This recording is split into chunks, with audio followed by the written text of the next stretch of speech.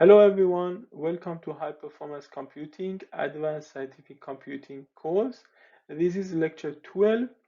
We will talk about Lattice Boltzmann method and its application in the fluid dynamics area and the application of the high performance computing in this method. Based on the outline, this is the lecture 12.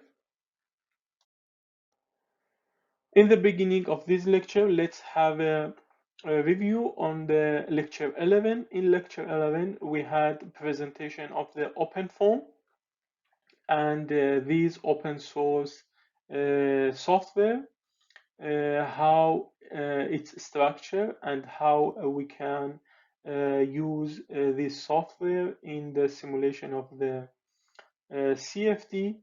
There is a visualization software, it's called ParaView in the OpenFOAM. Basically, OpenFOAM, because it's open source software, you can modify this software for its application. This is the reason it's widely applied in many scientific areas. And the difference between the commercial software, which they are limited and you cannot modify the code for your application. The another feature of the OpenFOAM, it has a capability to run it in the parallel for a small problem that you can run it on your own PC. You can have parallel computing on the processor of your own computer. However, for the large problem with especially 3D simulation, we need to have parallel computing of the simulation on the cluster HPC, and it's capable to do that. We had example from the multi-phase flow, and we presented how we can run these simulation on the different methods of the decomposition. There were three methods for decomposition. We called it hierarchical, scorch, and the simple one. And we presented the difference between them. Also, we presented how we can run it on the HPC cluster. We applied it on the Eureka system on the Julie supercomputer. And we saw how it's working when we make it on the different processor for the parallel computing. Now let's carry on our lecture 12. We will have two parts for this lecture. The first part we will talk about the history of the lattice Boltzmann and its equation, the boundary condition, advantage and disadvantage, and its application. And then in the second part, we will talk about the modeling and how we can apply the lattice Boltzmann LBM for the turbulence flow and particle tracking and gas particle flow.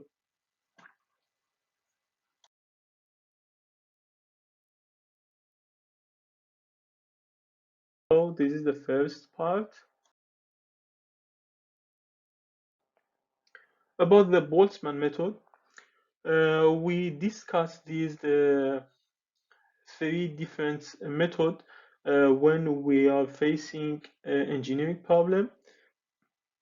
We have three options to solve a problem from experiment, analytical solution, and numerical solution. We talk about the limitation of this method. The experiment usually possible for a specific problem. It's limited in the measurement. Usually it's costly, and regarding the scaling and dissimilarity, we have some issues. However, the experiment result we can apply to validate the numerical result from the numerical solution. The analytical solution, it's limited and for simplified problem, usually for linear problem. Also, it's a high computational cost in this method. And of course, we're suffering lack of the analytical solution for many problems. However, it's presenting general solution equation, and this is the strong part of this method. When we have this limitation in these two methods, we prefer to do the numerical solution. The numerical solution doesn't have limitation in solving if we apply the sufficient method. It's reducing the computational and operational cost. We can apply the numerical solution for the complex problem, especially the geometry. We can validate it before the application. However, in the numerical solution, we need the boundary condition, initial condition, and especially the computing time is depend to the computer power, which is related to high-performance computing. And we discussed these issues in the lecture 8 when we talk about the CFD and high-performance computing. And now we want to point out to one of the alternative for the traditional computational fluid dynamic method, which is called Lattice Boltzmann method. All of these methods that we talk, the approach and the experiment, analytical solution and numerical solution, has some limitation from different perspective. So we are looking to method to be able overcome on some of these limitation or make a solution for some problem that we are not able to do them with these three methods.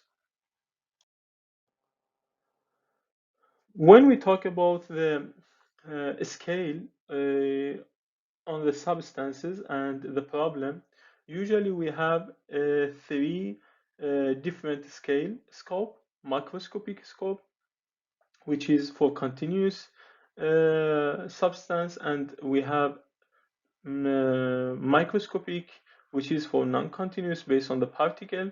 And between these two scopes, we have mesoscopic, which is based on the statistic of the particle. The difference between these three methods is the microscopic, as we mentioned here in these figures, we can see the microscopic, it's working on the partial differential equation method. Usually we can apply it on the continuous material, and we are not focusing on the particle. The microscopic one based on the particle, and we studying every single particle behavior.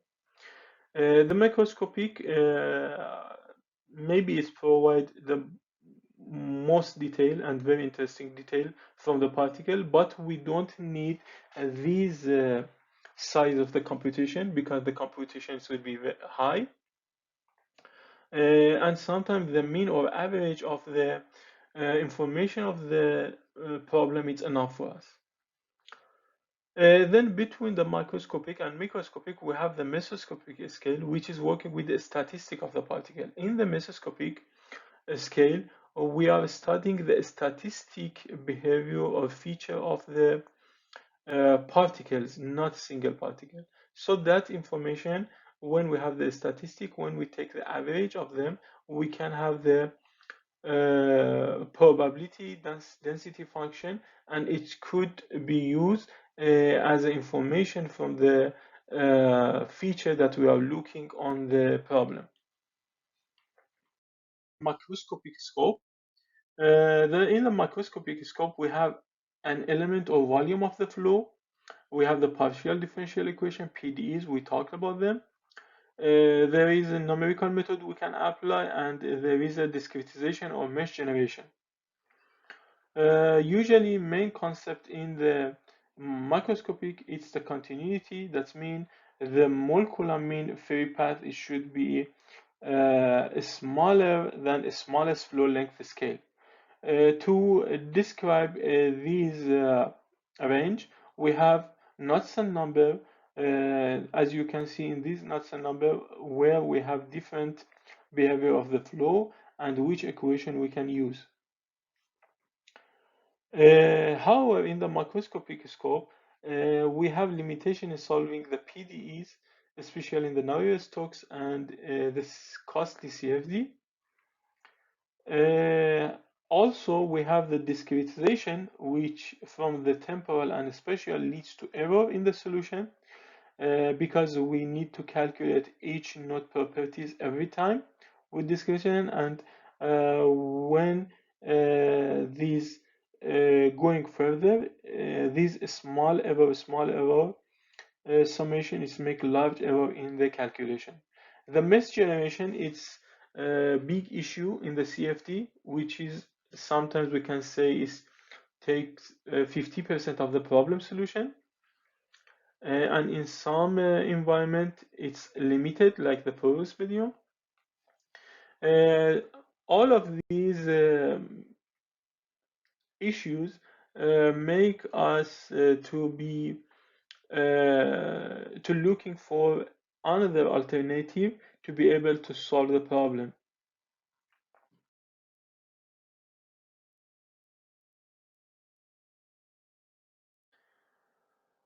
The microscopic usually focusing on the particle governing motion, so it will provide the whole flow motion from the particle to the whole flow. It's using the molecular dynamic approach. We're using the Newton's second law for the single particle. That means we explain for every particle. The problem in this method we can say is high accuracy. The accuracy is so high, we don't need this level of the accuracy because it makes it costly in the computation. Um, and for some problem, for large problem, when the problem has a large size, this high accuracy and the computing, it's make it very costly in the computation. So it's limited to the few millions particle and short period. So we can use this method for the short period and for range number of the particle. When it's getting larger, it will be difficult to learn. The advantage of this is easy because we're understanding it for every single particle and easy programming. Now let's have a look how the mesoscopic and Lattice Boltzmann method is related. Uh, the mesoscopic is like microscopic. However, instead of the single particle, we have a statistic view of the number of the particles.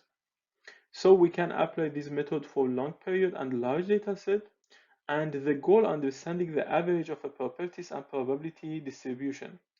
How we can do this and how we can find a particle at location r and time t with the specific momentum of p. To answer this question, we can apply the probability particle distribution function, and basically this function leading us to Lattice Boltzmann method LBM. And now let's see how this distribution function is working.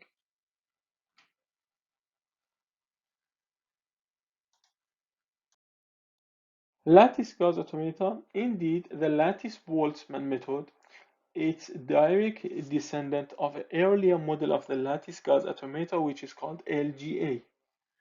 In the LGA, we have the stemming step of the particle and the collision.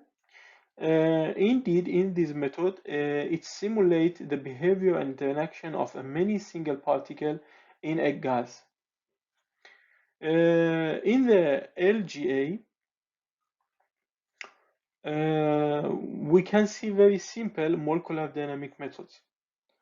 Indeed, the microscopic quantities such as particle density and velocity can be obtained from this microscopic scope, and it's making possible to study the microscopic behavior of fluid in different geometries with this model.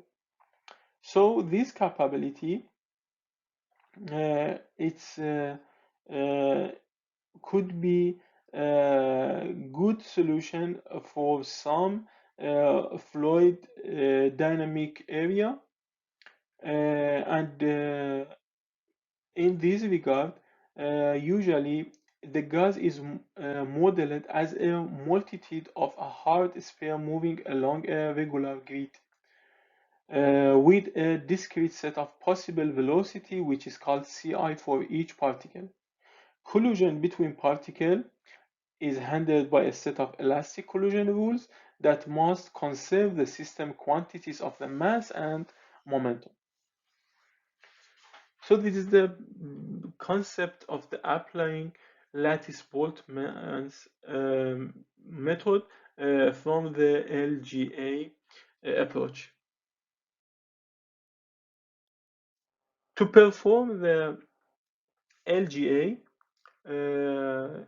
one of the first model came, it's called HHP model, which is proposed in 1973, and it has a grid with two dimensions, as you can see here. For every motion, we have Ci, as you can see uh, in this figure, the velocity vector of the HHP model here, C1, C2, C3, and C4. And what's happening when we have collision and streaming? Uh, so in this method, there is a square so that each node in the grid has four neighbors, as you can see here. The particle can have four possible velocity, which we have 1 and 0, 0 and 1, -1 and 0, and 0 and -1. This is the representative of the direction of the possible velocity. For each time step, each particle is moved forward one step in the direction of its velocity. Then, when two or more particles meet in the same node after a time step, a collision occurs, as you can see here in this figure. This is the direction of the motion of each particle, and on every node, the collision is happening.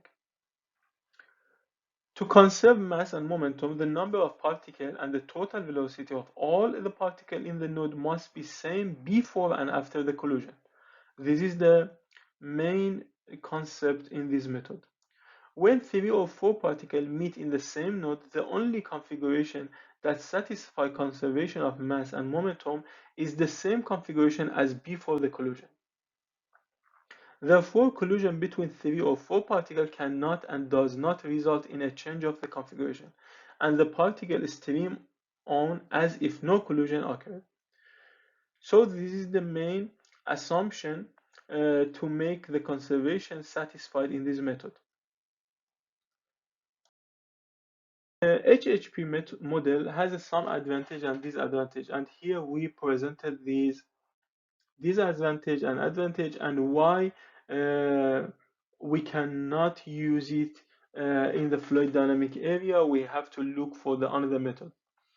The first thing, due to the microscopic scope of the model uh, in the HHP, it can never be said to be a complete equilibrium because it's focusing on the microscopic. The system will never by itself reach a state where the system identical from one step to the next.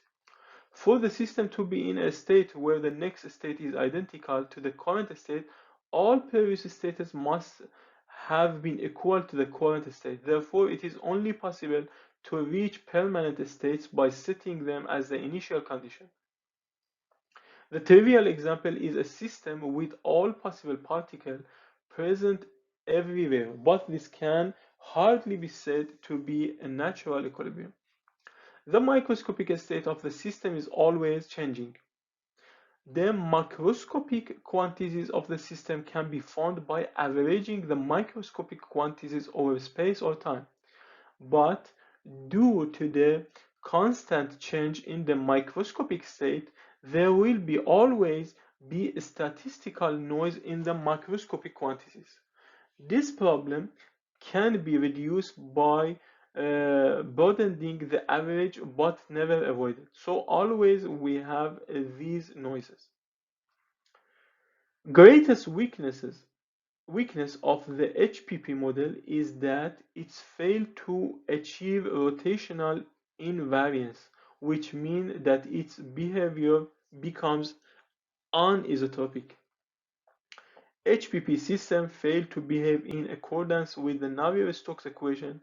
This weakness alone is crippling to the point that HPP model is not useful for fluid simulation.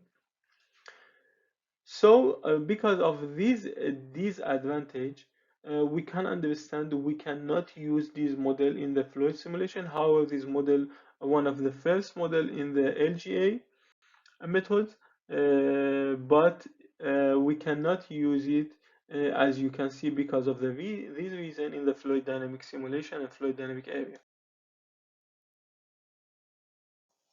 Then we had the another model which is called FHP, and this model is presented in 1986, and we can see here in this figure the velocity vector of the FHP model. It was shown that by moving from a square lattice to a hexagonal lattice, the incompressible Navier-Stokes equation could be recovered due to the extra rotational invariance afforded by the hexagonal lattice. So because of this shape of the hexagonal, this model able to cover the requirement to simulate the incompressible Navier-Stokes equation. A hexagonal lattice allows two possible resolutions for a head-on collision which conserve both mass and momentum. This is different from the HPP model where there is only one possible resolution.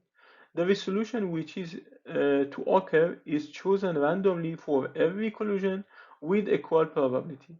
Due to this stochastic element in the model, it is no longer fully deterministic and does not have the time reversal property of the HPP model.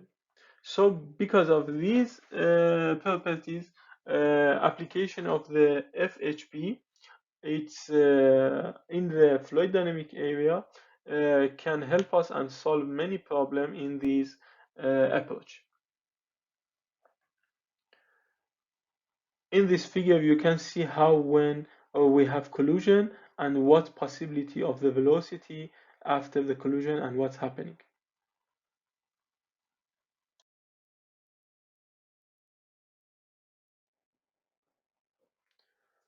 Feature of this model, uh, FHP, you can see here this figure for the triple collision rule for HP model and what's happening, what's the possibility of the velocity.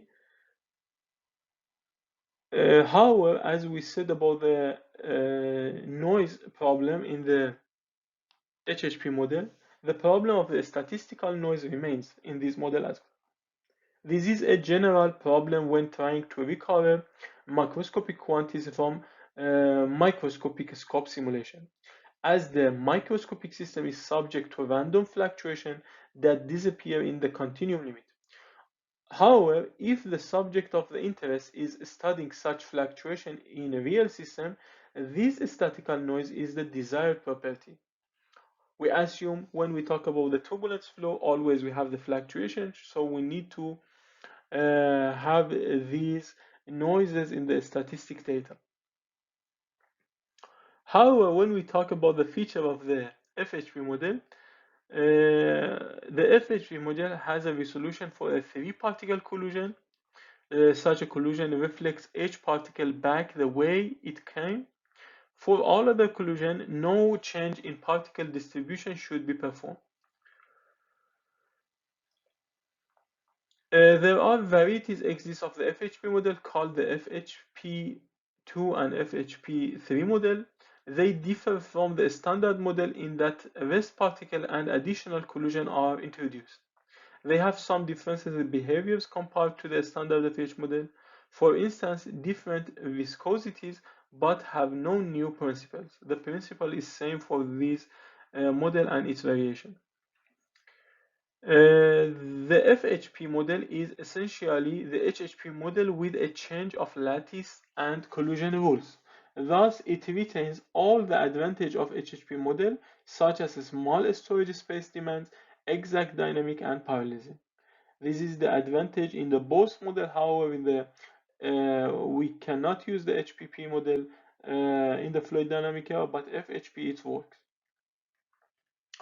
It removes the most critical disadvantage, that of the inherent anisotropy of HHP model, giving a behavior consistent with the incompressible Navier-Stokes equation.